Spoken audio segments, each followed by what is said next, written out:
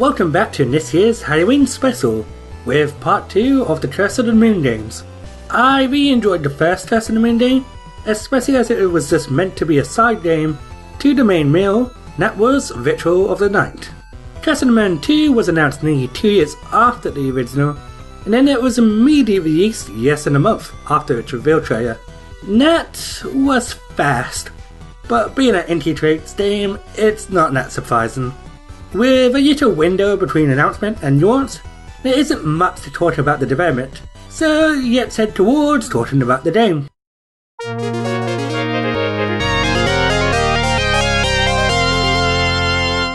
Curse of the Moon is supposedly set after the events of the first game, but if you played the first game, then it doesn't really make any sense. And from what I've been told, Ritual of the Night is set in its own continuity. It's not a big deal, as the goal is practically the same as the first, with Zangetsu and his comrades trying to get rid of the demons. The Curse of the Moon game's appeal isn't the plot. If you played the previous game or any classic Castlevania titles, then Curse of the Moon 2 would feel no different. There are a total of 8 platform stages, as you control multiple characters, meant to be switched on the fly to discover alternate pathways and permanent pickups. You only start off with Zangetsu, who plays identical to the previous game, but throughout your adventure you team up with Dominique, an exorcist from Ritual of the Night, and 2 new characters, Robert, an old friend of Zangetsu, and Hatsi, a well-swordy in a steampunk mech suit. Dominique wields a spear similar to Eric Ricard from Castlevania Bloodlines, and is also the healer of the group, as he can grow hearts out of the ground at the cost of magic and the resurrection spell, bringing back fallen comrades to life. This may seem broken, but it could only be found in a few levels, and could only be used once. Seaweed is pretty fun to use. Hatsi is the tank of the team who doesn't have any sub-weapons, but instead he has the ability to go invincible that quickly drains magic points. I found him to be a valuable addition to the class, and the number 1 pick to fight most of the bosses due to his high health and invincibility move. Hatsi also can hover by holding the jump button, but I found the timing to be off, and sometimes when I just want to jump like normal, it would activate and make me fall to my doom. Robert is one I didn't like playing much. He can attack from afar without spending magic, and in some sections of the game his long-range attacks did come in handy, but if he is the only one left, you might as well die, as he is the weakest out of the class that can die in 2 or 3 hits. Still, compared to the original cast, the new characters feel more unique, and not just a copy and paste characters from Castlevania 3. Compared to the first game, I found the sequel to be a lot harder. The early to mid levels were decently challenging, but when you get to the later half, it became frustrating, with some annoying enemy patterns and loads of pits. An example is this level where you're being chased by a giant orb thing while trying to avoid armored knights that, if you get hit, would cause a knockback that will press you into a bottomless pit.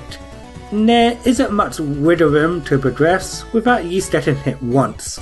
Bosses are a lot more bigger in size, and presentation wise they look amazing, but actually fighting a few of them proved to be difficult and annoying, especially if you don't have the right character on you.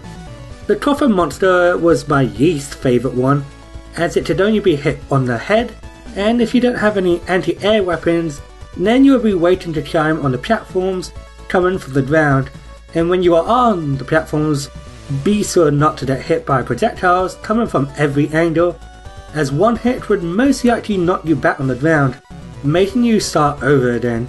I didn't get any game overs, as you only use your life once or the party members fall in battle, and by the time I did use a life, I immediately got another one with no problem.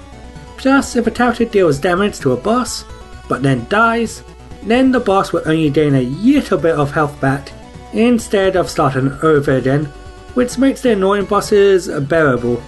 If you hate knockback and want a better time, then I would recommend casual mode. In the original game, I never used the casual option, as the knockback wasn't a big deal for me, as the level design and enemy placement was fair while challenging.